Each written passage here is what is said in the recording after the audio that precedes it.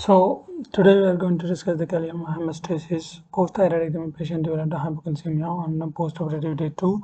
Serum calcium plus was 1.8, which reduced to zero point 0.7 on post-operative day 4.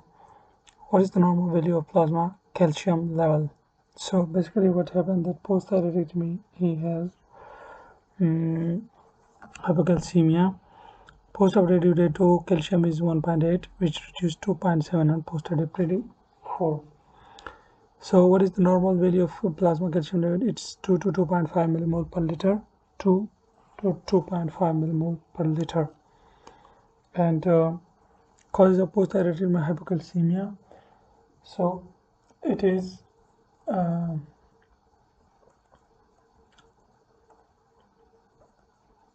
so it is removal of the parathyroid glands with higher thyroidectomy, and it can be due to ischemia of parathyroid glands, due to damage of inferior thyroid artery. Both the like we have 4 inferior and superior and inferior parathyroid glands, so all of these are supplied by the inferior thyroid artery. So how calcium is transported in the blood? So 55% unbound ionized, and 40% bound to plasma proteins, mostly albumin, and 5% is associated with anions such as citrate or lactate, calcium citrate or calcium lactate. So how will you calculate corrected calcium level? So corrected calcium level, milligram per deciliter is equal to total calcium plus 0.8 into 4 minus albumin value. So 4 minus albumin value into 0.8 plus total calcium. This will be corrected calcium. What are the physiological rules of calcium in the body? So neuromuscular transmission in synapse are motor and blood, yes, and smooth and skeletal muscle contraction, and cardiac automaticity, nerve function, cell division and movement, certain oxidative processes, cofactor for many steps during blood coagulation, yes. Itself calcium is a factor 4. Factor 4 is calcium in coagulation pathway. So involved in the action of other intracellular messengers. Sometimes it acts as a second messenger. Yes. So what happens actually that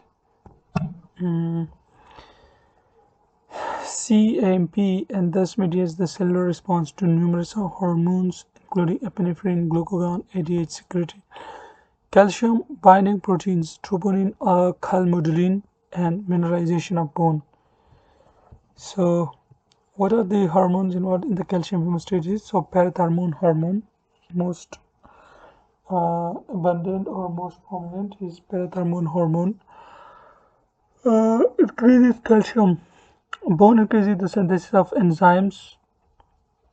So what happens in the bone? What parathyroid does? So it increases the synthesis of enzymes that break down the bone matrix to release calcium and phosphate into the circulation. It also stimulates osteolytic and osteoclastic activity, leading to progressive bone resorption. Renal, it increases renal phosphate excretion while reducing the renal calcium loss.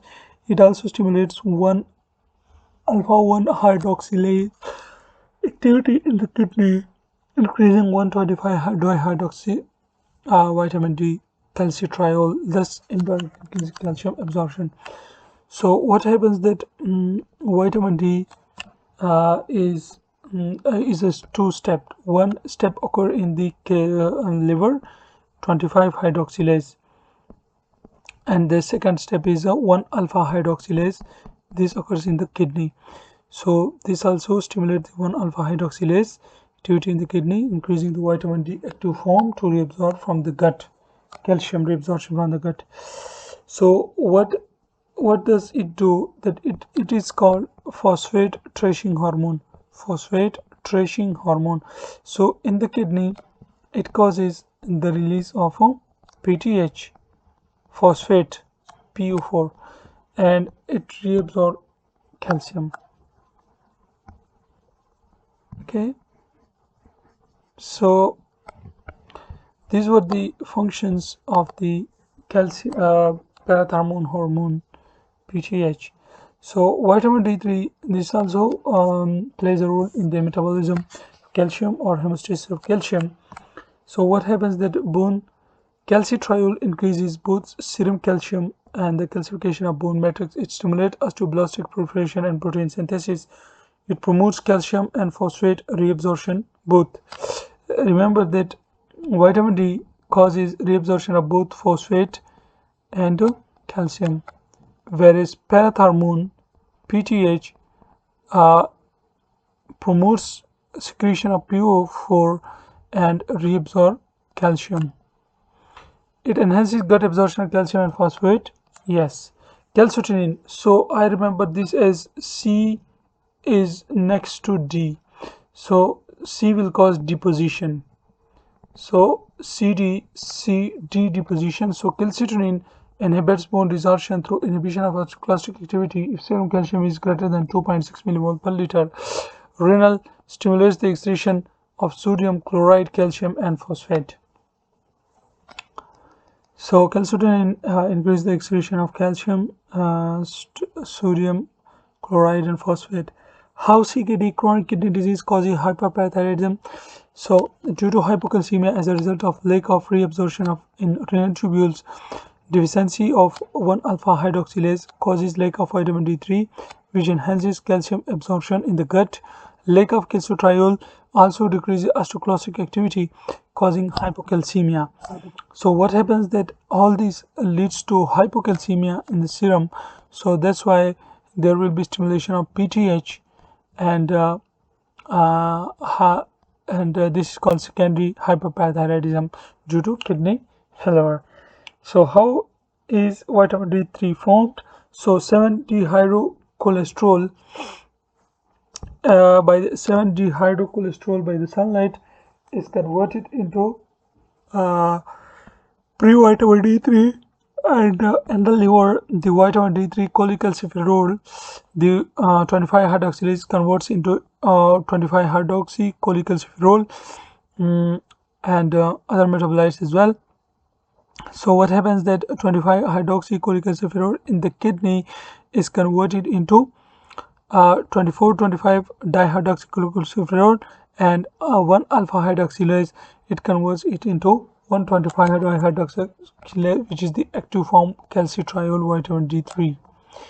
So this is how the vitamin D3 or the active form of the vitamin D is formed. So nice to know the actions of the three principal hormones that regulate the plasma concentration of calcium. PTH increase calcium plasma calcium by metabolizing the ions from the bone. It increases calcium reabsorption in the kidney, but this may be offset by increase in infiltrate calcium.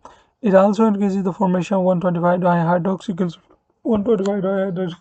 increase calcium reabsorption from the intestine, and increases reabsorption in the kidneys. Calcitonin inhibits bone reabsorption and increases the amount of calcium in the urine. So bone resorption, deposition in the bone, and also it excrete in the urine calcium. So it's called hypercalciuria. What are the signs and symptoms of hypocalcemia? So neurological irritability manifests as peripheral and circumoral paresthesia, muscular cramps, tetany spasms, Chustock signs, twitching of the facial muscles on tapping of the facial nerve anterior to the tragus, and then we have the Trocheus sign, tetanic carpopedal spasm on the hand upon tapping the median nerve.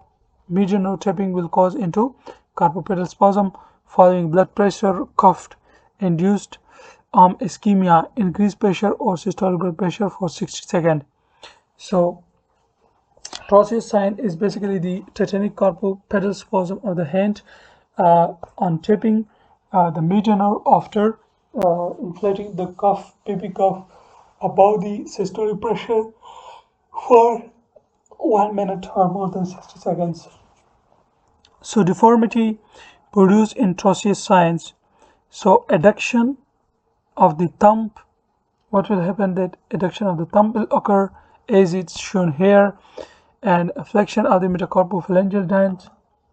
Metacarpophalangeal joint flexion will occur, and extension of the interphalangeal joints.